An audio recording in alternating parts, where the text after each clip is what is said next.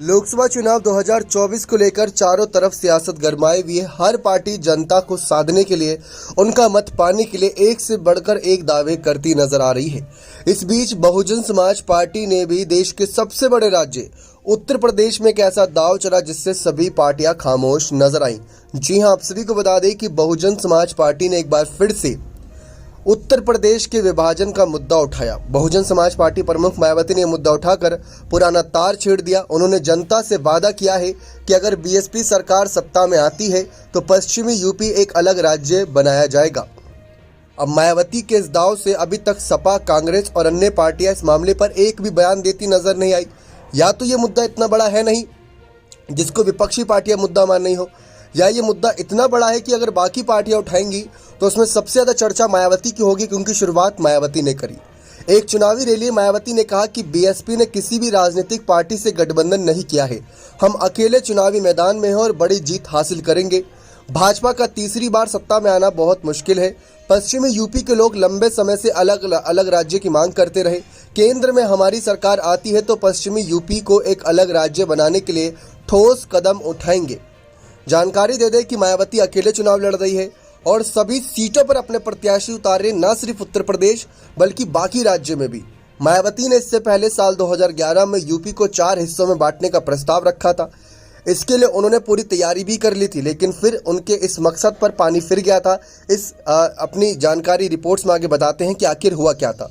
दरअसल साल 2011 में जब यूपी में बहुजन समाज पार्टी की सरकार हुआ करती थी, तब 2012 विधानसभा चुनाव से पहले मायावती ने यूपी को 4 हिस्सों में बांटने का प्रस्ताव दिया था। ये 4 हिस्से थे पूर्वांचल और पश्चिमी प्रदेश, अवध प्रदेश और बुंदेलखंड। प्रस्ताव के अनुसार पूर्वांचल में 32, पश्चिमी प्रदेश में 22, अवध प्रदेश में 14 और बुंदेलखंड में 7 जिले शामिल होने थे। 2012 विधानसभा चुनाव से पहले 16 नवंबर 2011 को तत्कालीन मुख्यमंत्री मायावती ने मंत्रिपरिषद की बैठक में इस प्रस्ताव को मंजूरी दी और फिर इसे यूपी विधानसभा में पेश भी किया। 21 नवंबर 2011 को यूपी को 4 भागों में बांटने का प्रस्ताव विधानसभा में पारित कर दिया गया और फिर इसे केंद्र सरकार को भेज दिया गया। उस समय केंद्र में यूपीए 2 की सरकार थी। मनमोहन सिंह देश के प्रधानमंत्री थे। केंद्र सरकार ने यूपीए सरकार से कई स्पष्टीकरण मांगते हुए प्रस्ताव वापस भेज दिया था। केंद्रीय गृह मंत्रालय ने उत्तर प्रदेश सरकार से कई तरह के सवाल पूछे थे। केंद्र का सवाल था कि नए राज्यों की सीमाएं कैसी होंगी, उन चारों नए राज्यों की राजधानियां कहां बनेंगी और काम करने वाले सरकारी अधिकारियों का बंटवारा उन 4 राज्यों में किस तरह से होगा। इसमें सबसे अहम सवाल ये था कि देश की सबसे ज़्यादा आबादी वाले राज्य, भारी भरकम कर्ज भी है, उसका बंटवारा किस तरह होगा। अब रिपोर्ट्स के अनुसार साल 2011-12 में उत्तर प्रदेश सरकार पर लगभग 2,04,000 करोड़ रुपए का कर्ज पहुंचने का अनुमान था। ये कर्ज इससे पिछले साल 2010-11 में 1,80,000 करोड़ था। राजनीतिक दलों के लिए उत्तर प्रदेश का विभाजन एक संवेदनशील मुद्दा माना जाता है। इसका प्रमुख कारण यह है कि देश की संसद में सबसे ज़्यादा सांसद 80 जो सीटें हैं उत्तर प्रदेश से ही चुने जाते हैं। राज्य के बंटवारे से सभी दलों की रणनीतियां गड़बड़ा सकती हैं। इसी कारण 2011 मायावती का प्रस्ताव उस समय की कांग्रेस के नेतृत्व वाली यूपीए सरकार में गंभीरता से नहीं लिया गया और इस पर कोई विशेष कार्रवाई नहीं की गई। कांग्रेस के अलावा उत्तर प्रदेश विधानसभा में भाजपा, सपा समेत तमाम दलों ने प्रस्ताव का विरोध किया था। हालांकि जयंत चौधरी के नेतृत्व वाले राष्ट्रीय लोकदल यानी रालोद प्रस्ताव के पक्ष में थी। प्रस्ताव आने के साल भर बाद 2012 यूपी विधानसभा चुनाव में बसपा सत्ता में से बाहर हो गई। फिर उसके बाद सपा आई। उसके बाद ये मामला ठंडे बस्ते में चला गया। भाजपा और कांग्रेस दोनों ही पार्टियां इस मुद्दे पर कोई स्पष्ट बयान देने से बचती रहीं, लेकिन उनके कुछ नेताओं ने इस मुद्दे पर समय समय पर बयान देकर यहाँ पर इस मुद्दे को जरूर जिंदा रखा। अक्टूबर 2023 में बीजेपी नेता और केंद्रीय मंत्री संजीव बालियान ने पश्चिमी यूपी को अलग राज्य बनाने की मांग का समर्थन किया था। एक जनसभा में उन्होंने कहा था कि पश्चिमी यूपी को अलग राज्य बनाना चाहिए और मेरठ को इसकी राजधानी होनी चाहिए। यहाँ की आबादी करीब 8 करोड़ है और यहाँ से हाईकोर्ट 750 किलोमीटर दूर है। ऐसे में इसे अलग राज्य बनाने की मांग जायज़ है।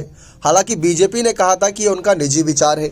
आरएलडी अब बीजेपी के नेतृत्व वाले एनडीए का हिस्सा है। ऐसे में पश्चिमी यूपी को हरित प्रदेश के रूप में एक अलग राज्य का दर्जा देने की वकालत करने वाले जयंत चौधरी में असमंजस है और वहीं यूपी में एनडीए के दूसरे सहयोगी ओम प्रकाश राजभर की सुहेलदेव भारतीय समाज पार्टी को भी इसी तरह की स्थिति का सामना करना पड़ रहा है। राजभर ने हाल ही में अपने बयान में कहा था कि लोकसभा चुनाव के बाद पूर्वांचल को यूपी से अलग कर दिया जाएगा वहीं कांग्रेस ने इस मुद्दे पर चुप्पी साधी। हालांकि इंडिया गठबंधन की सहयोगी पार्टी सपा एकदम विरुद्ध में है। सपा नेता उदयवीर सिंह का कहना है कि उनकी पार्टी विभाजनकारी राजनीति के पक्ष में बिल्कुल नहीं है। छोटे राज्यों में कानून व्यवस्था की समस्या रहती है, विकास ठीक से नहीं हो पाता। बड़े राज्यों को ज़्यादा बजट और ज़्यादा परियोजनाएं मिलती हैं। ऐसे विभाजन से कुछ ही लोगों के राजनीतिक हितों को मदद मिल सकती है। उत्तर प्रदेश राज्य अपने समृद्ध और विविध इतिहास के लिए भी जाना जाता है। इसका इतिहास कई हजारों सालों तक फैला हुआ है। इसने कई सभ्यताओं का उत्थान और पतन देखा। इस प्रांत में मानव बसाव के संकेत लगभग 85,000 से 73,000 साल पहले के मिले हैं। यहाँ कृषि और पशुपालन लगभग 6,000 ईसा पूर्व के आसपास शुरू हो गया था। हालांकि आधुनिक इतिहास का दौर साल 1556 में शुरू हुआ, जब बाबर ने दिल्ली सल्तनत पर आक्रमण किया और मुगल साम्राज्य की नींव रखी थी। यह साम्राज्य आधुनिक उत्तर प्रदेश के एक बड़े हिस्से में फैला था। यहाँ मुगलों ने कई शानदार स्मारक बनवाए, जैसे फतेहपुर सीकरी, आगरा का किला, इलाहाबाद का किला। भारत के पहले स्वाधीनता संग्राम यानी 1857 के विद्रोह का केंद्र उत्तर प्रदेश में ही था। झांसी, मेरठ, कानपुर जैसे, लखनऊ जैसे शहर इस विद्रोह का गवाह बने। इसके बाद उत्तर प्रदेश भारतीय राष्ट्रीय कांग्रेस के नेतृत्व में चल रहे स्वतंत्रता संग्राम का भी एक प्रमुख क्षेत्र बना। साल 1947 में भारत को आज़ादी मिलने के बाद यूनाइटेड प्रोविंस का नाम बदलकर 1950 में उत्तर प्रदेश कर दिया गया। साल 2000 में इस विशाल राज्य में कुछ हिस्सों को अलग करके उत्तराखंड राज्य का निर्माण किया गया। लेकिन अब मायावती ने जो दांव चला है, अगर उनकी सरकार सत्ता में आती है और मायावती प्रधानमंत्री बनती हैं, तो उन्होंने साफ तौर पर अपनी रणनीति स्पष्ट कर दी है। वैसे तो बहुजन समाज पार्टी चुनाव से पहले किसी मुद्दे पर मोहर नहीं लगाती, किसी मुद्दे का जनता के बीच ऐलान नहीं करती कि हम ये करेंगे वो करेंगे, कोई एजेंडा नहीं बनाती, कोई मैनिफेस्टो नहीं जारी करती। लेकिन इस बार बसपा ने ये दांव चला है कि उन्होंने अलग राज्य बनाने की मांग कर दी है। साथ ही साथ उन्होंने कुछ और बड़े मुद्दों को भी उठाया है। उन्होंने यहाँ पर यह भी बातें उठाई हैं कि अगर सरकार आती है तो पिछड़े वर्ग, दलित, अल्पसंख्यक सभी का ध्यान रखा जाएगा। जो आज के माहौल में सही नहीं है उनकी स्थिति, उसको ध्यान में रखा जाएगा। तो मायावती ने उत्तर प्रदेश की पूर्वांचल की सीटों को बड़ा यहाँ पर अपने प्रभाव में लाने के लिए ये दांव चला है, जिससे विपक्षी पार्टियां खामोश नजर आ रही हैं।